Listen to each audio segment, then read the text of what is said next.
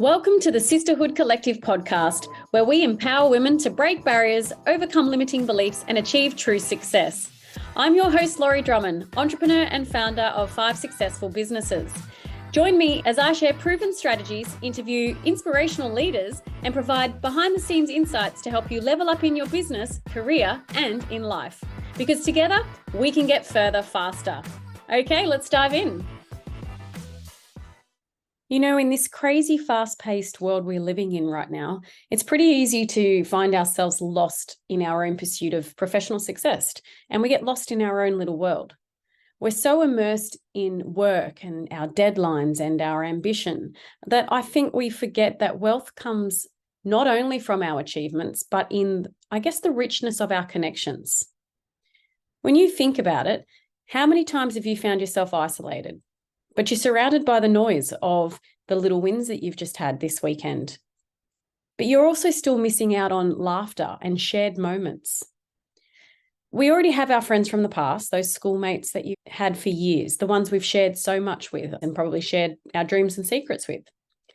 We also have our friends right now. But to be connected, what is that? Because it's more than just catching up. If you're connected, truly connected with someone, you're already up to date with what's happening in each other's lives. I think loneliness can often creep in, not purely because we lack connection, but because we've forgotten to nurture our relationships in our pursuit of professional milestones and just busyness. So here's a conversation that Lauren and I were having about this just the other day. Take a listen.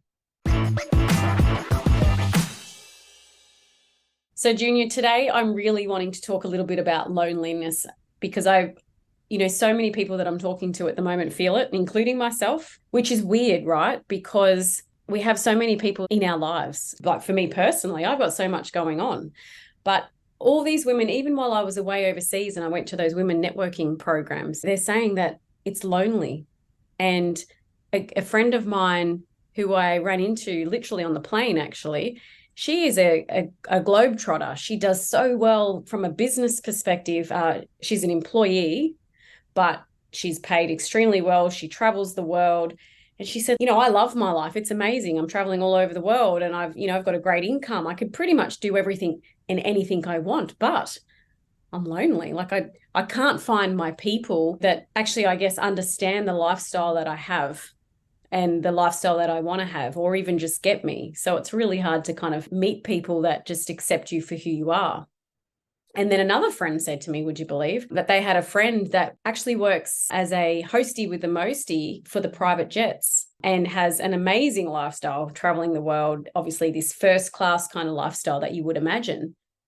But again, because she's away and she's in different locations all the time, she can afford all these things. She's dressing nicely all the time. She's getting invited to amazing places. She's living in amazing places, but doesn't have that, that constant friendship or something like that. Well, obviously it really impacts your well-being. Yes, it does. Like for me last week, I realized I got myself into a little bit of a space of, loneliness. Like I said, I got everything that I need. However, I just got myself into that space and I had to work out what it was that, fills my cup and brings me back to life is probably the best way to describe that. So I wanted to ask you a little bit about, do you ever feel lonely, or is this just something that I'm feeling, or do you get that way as well sometimes? I get it quite often, but hearing you talk about that, I don't know whether it's maybe work-life balance or something, because it seems like when you've got one thing, something else suffers. And so for me, like I went traveling and I've been away from home for about 15 years, working on yachts. Like you do have it all. And I had a partner and I had things, but I missed my family. I missed any, Christmases, birthdays, weddings, funerals. I missed that connection with people that I had maybe, I guess, grown up with and family. However, now when I went land-based and I had children, I missed what I had on the yachts. Like I missed those people because I'd formed a bond with them of that lifestyle that people on land didn't know about as well. So when you try and talk to somebody about, past experiences, or you try and relate to them, I think it's trying to find people who you can relate to. As soon as you started talking, I was like, you know what? It's not about literally being alone, like being in a space where you're alone or you don't have anything or anyone surrounding you. It is that piece right there, which is that personal connection with the people of whom you want to have that personal connection with. I feel like perhaps that's the missing piece. And that's the moment when we feel what we are classing right now as, loneliness.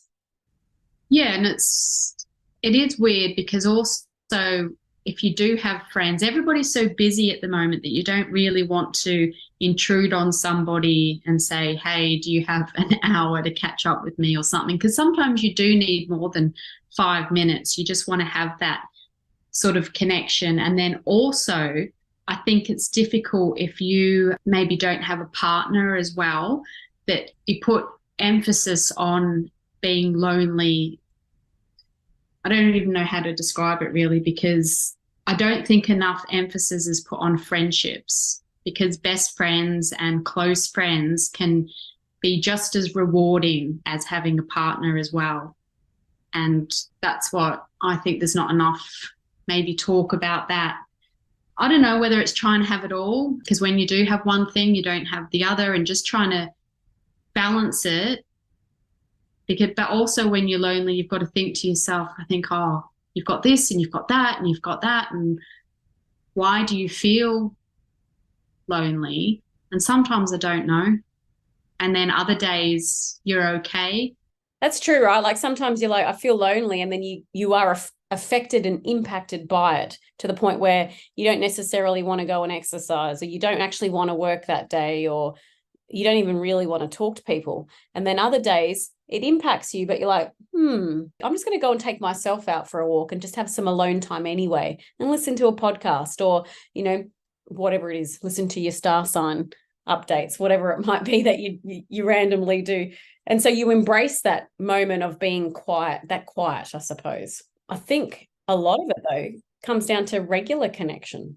Yeah, and there's a difference between being happy being alone and being lonely as well. And sometimes when I feel lonely, it's actually when I'm the busiest. So even if I did have time to spend with someone, or I'm like, oh, I want to go and see them for the weekend, I don't actually have time. And maybe that's that overwhelming feeling of maybe sharing the burden with somebody else. I don't know. Just, yeah, the busiest times is often when I feel the loneliest as well. Well, I guess when we talk about loneliness also, like there's different types of it, right? There's different types of loneliness in that sense as well, which we're all going to feel at different times. And I think personality and current circumstances would probably play into this. I think what you said before was not having a partner necessarily, which is that emotional loneliness, where you haven't got the intimate connections or that emotional support like right there. Yeah, but I've also had, and you've probably had it as well, the partner, but still feeling lonely because of something else. I mean, I'm sure there's a lot of people out there that don't feel supported. Well, I think that's disconnection, right? Again, because yes, absolutely, I felt that. But as soon as you said that, I'm like, yeah, I remember those times. It was because we were disconnected as a couple. Yeah.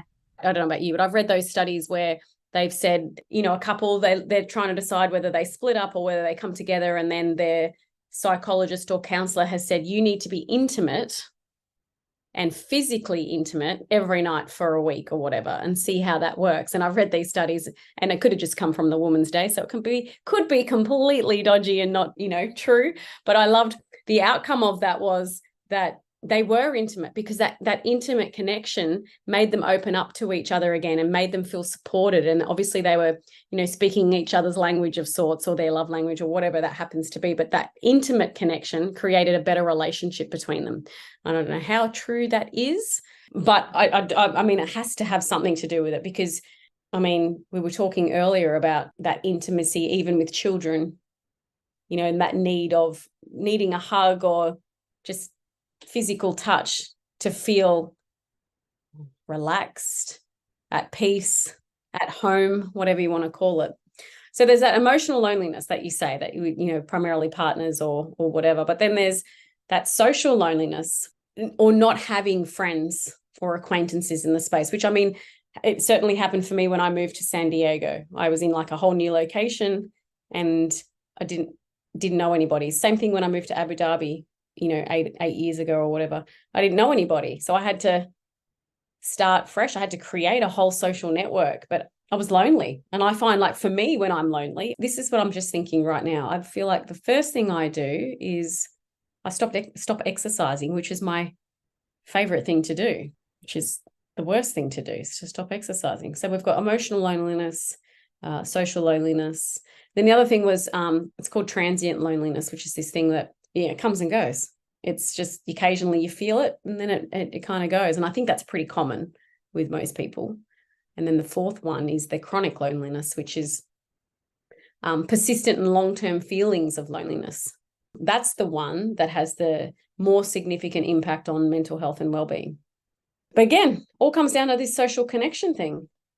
So tell me, like, obviously you've already said that you've felt it previously. You have this feeling sometimes as well. I mean, and it's sometimes even when you're super, super busy.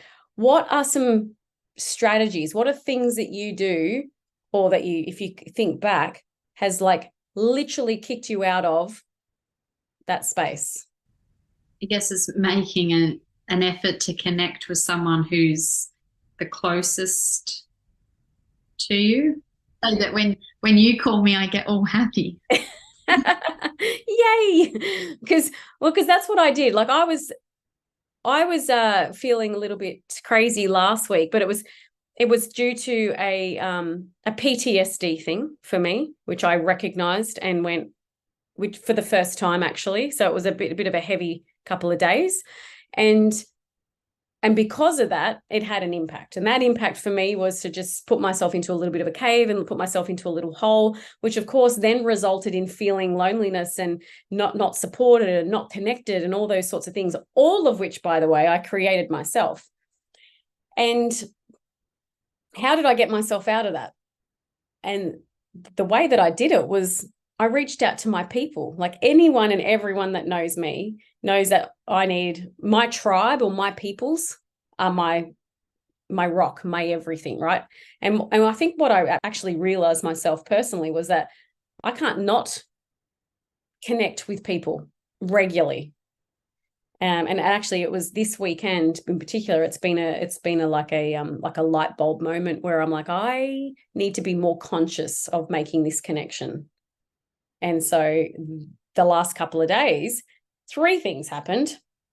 I went and caught up with a friend that lives a little bit far out of town, that I never go out there. She always comes in to see me. And I'm like, you know what? I'm going to go out and see you. And she was beside herself excited that I made the effort, which of course made her feel good, which made me feel good. And of course, having that connection of which I miss with her was just beautiful. And then I organized a luncheon with a friend, and that was amazing. It was the most perfect day. We sat outside. The view was amazing. The food was amazing. The wine was incredible. The company was fabulous. It just absolutely filled my cup. I booked a ticket to go see somebody for New Year's Eve. Don't want to give the secret away. Made her happy, made me happy that I made her happy.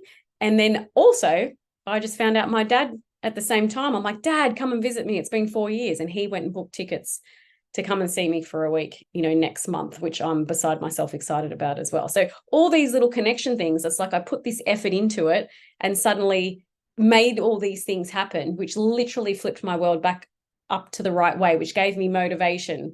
It was very fast change just by, getting that connection again. You think that's because that's your love language as well, is the quality time?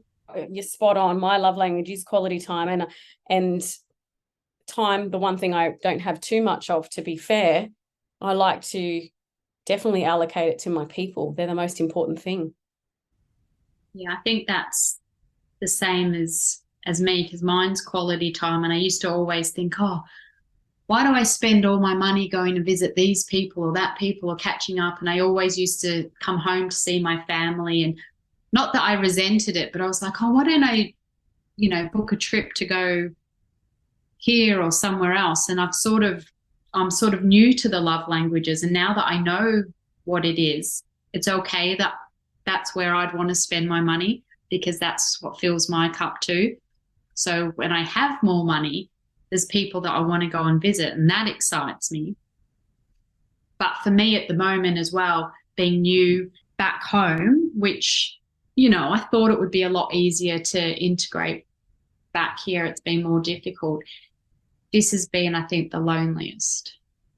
Mm. And so it's interesting that you say that, because, hang on. Well, firstly, why do you think you've gone home, right? You've gone back to where you kind of went to school. You've got your family there. What is it that makes it feel lonely, do you think?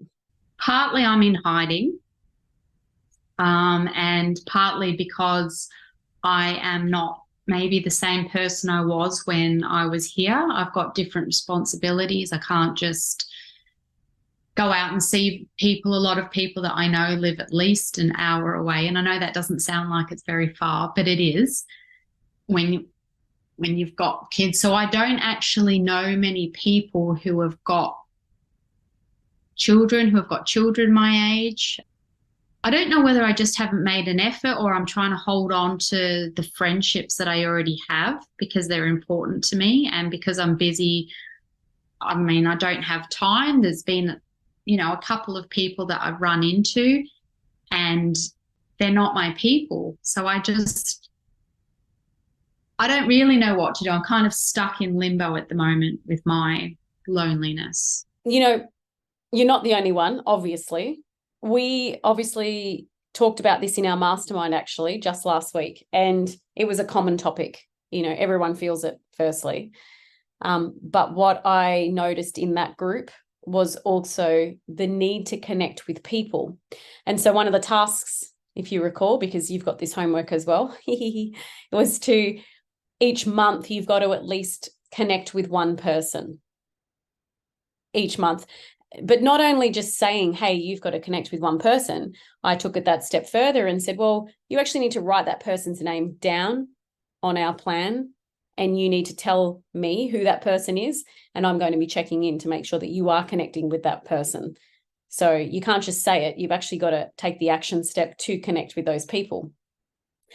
But it's not always just reaching out and connecting to someone. Like, you're in a whole new city, country, in fact.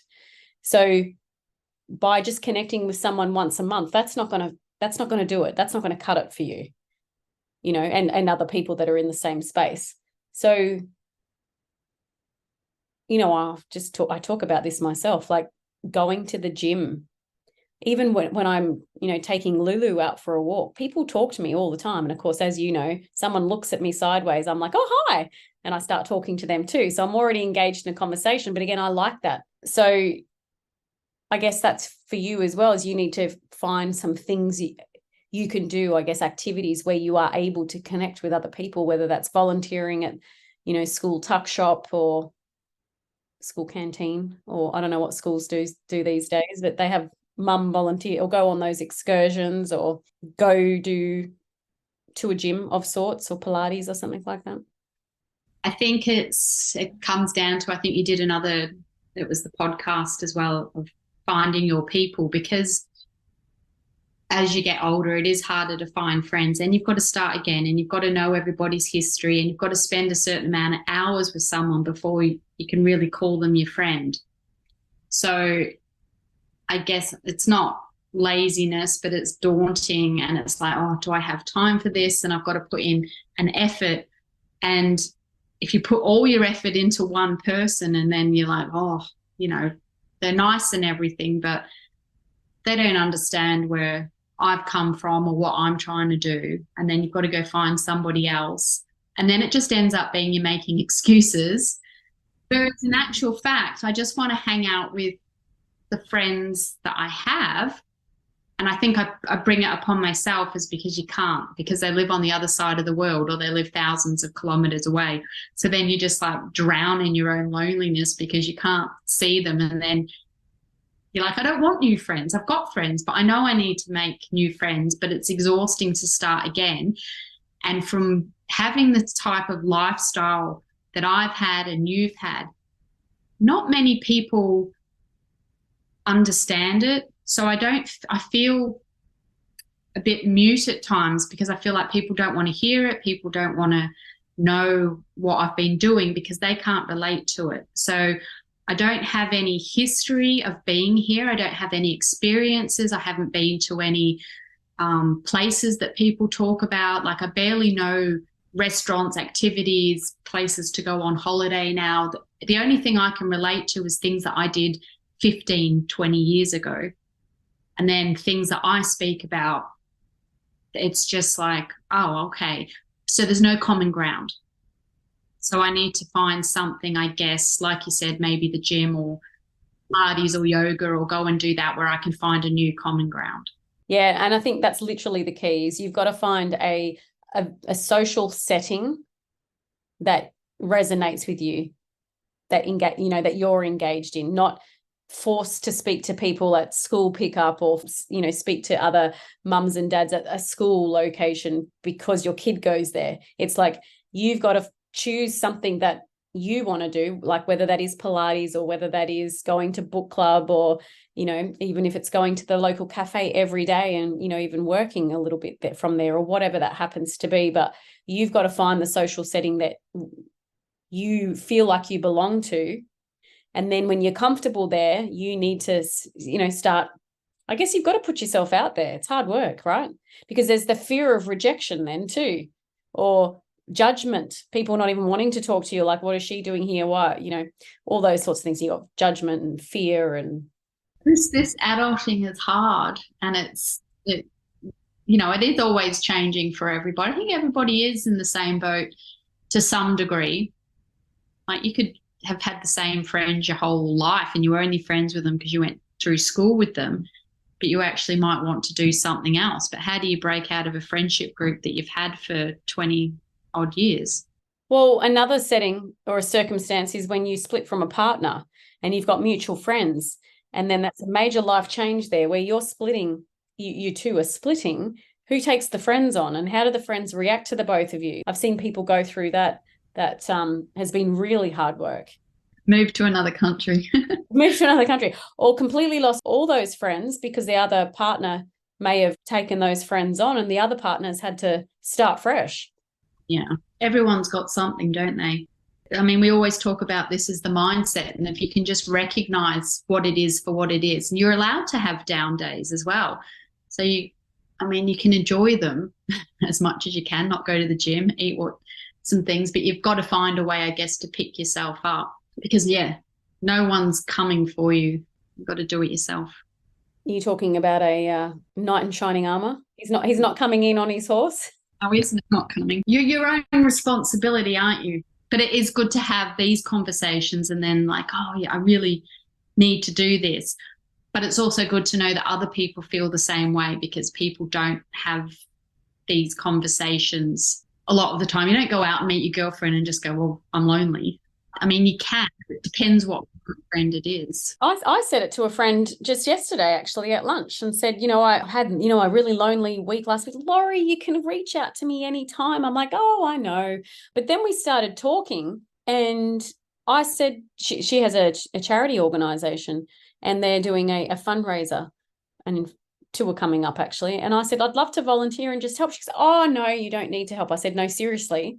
I want to come and help. Like, for me, I want to help people in general. That's something that fills my cup. But I also want to get out there more and, be part of the world and part of life, which is literally one of the strategies is like volunteering. Volunteering in any sort of space is a really good way of just at least getting out there. And I feel like when you just get outside, get out of your house, get out of your workplace, get out of your own space, I suppose, and you just get outside, that is when you're more likely to see things, meet people, and just have, I guess, better experiences.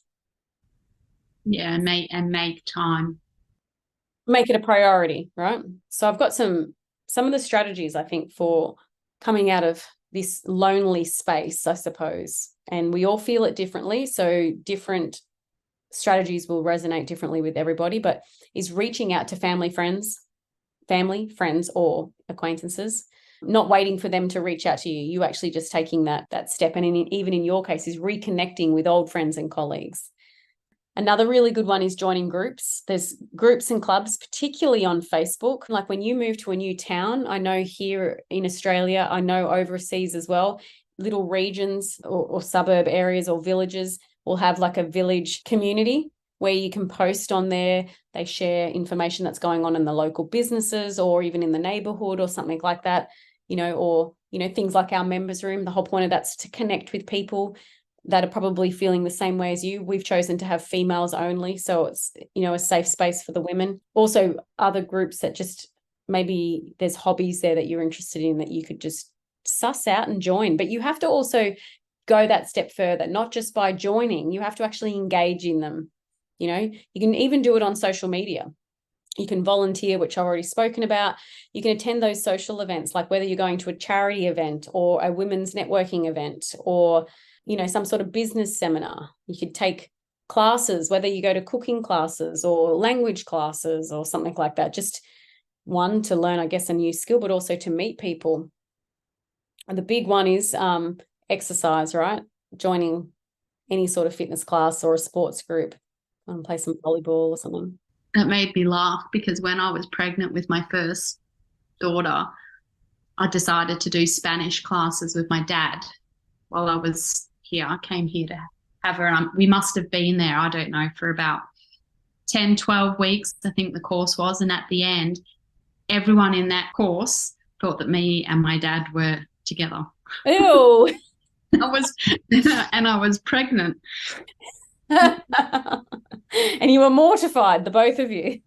Yeah, it was just fun. No, like, not that there's anything wrong with that, but I'm like, oh my gosh, that was funny because we did that as something to do together and to meet people and learn something new. So another couple of strategies then, if you're not taking language classes, could be using technology. We talk all the time on Zoom. We also talk on FaceTime, we talk on WhatsApp. You could get a pet like I have right now. She gets me out. The good thing about her is she gets me outside when I'm not around, and even grandma, my mum, babysits her. It's fabulous for her. It gets her out. Mum started talking to people in the streets in the neighborhood around her, so it's been really quite a good companion for her, and also has gotten her out of the house and getting her meeting people, which has been really good. I've enjoyed the Zoom meetings and things, like through COVID and everything, having, I don't know who did it, but a lot of us did like meetups and family meetups and cooking groups and things like that. And from doing business side of things and just catching up on Zoom now, it's a lot nicer than just a phone call as well, because it's like you're in that room with somebody, you can see them, and I think that's more warming than a phone call. It's funny because when COVID did happen and we were talking on Zoom, like I remember for my gym, I was like, cool, let's have a Friday night drinks party. We're all at home. Bring your favorite drink to I literally cooked a pizza as well. And I sat there and set up this big Zoom group meeting.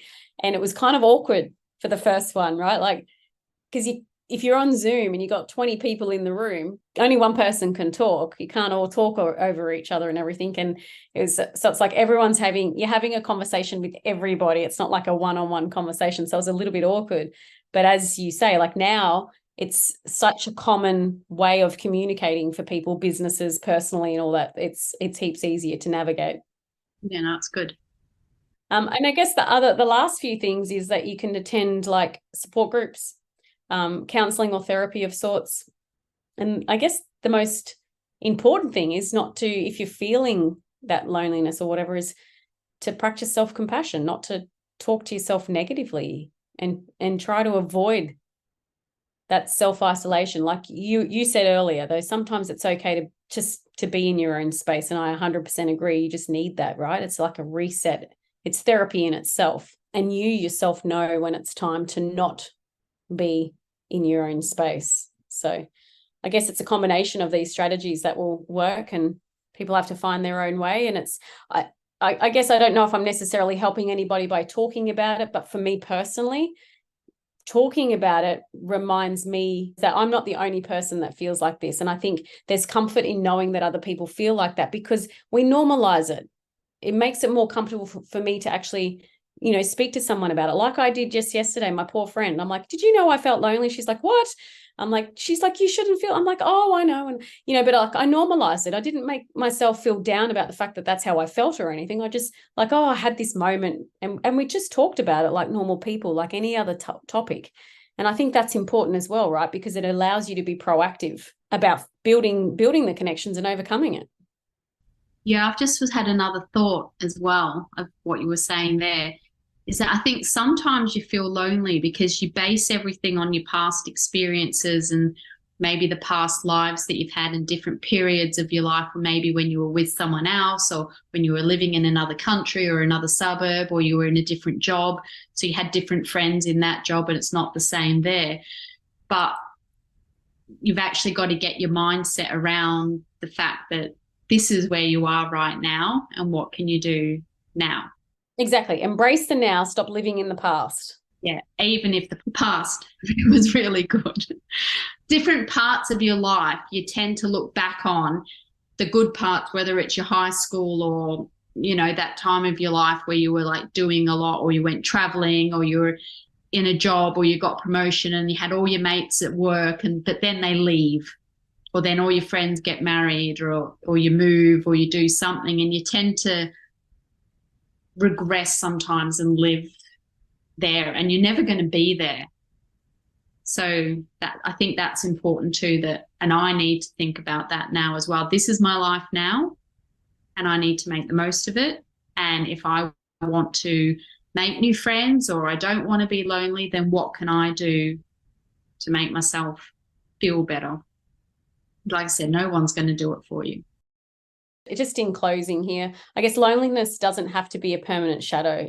It's a nudge that we need connection, right? We've talked about that. And another takeaway is just to know that you're not alone in this. There's other people out there. It's a human experience. We all have it, and just acknowledge it and then take those steps to, I guess, pull yourself out of it or connect with somebody. I think the key takeaway here is connection. So if you're feeling it, it's because you may be starving yourself of some sort of connection, and you deserve to be happy. You deserve companionship, whatever that looks like to you.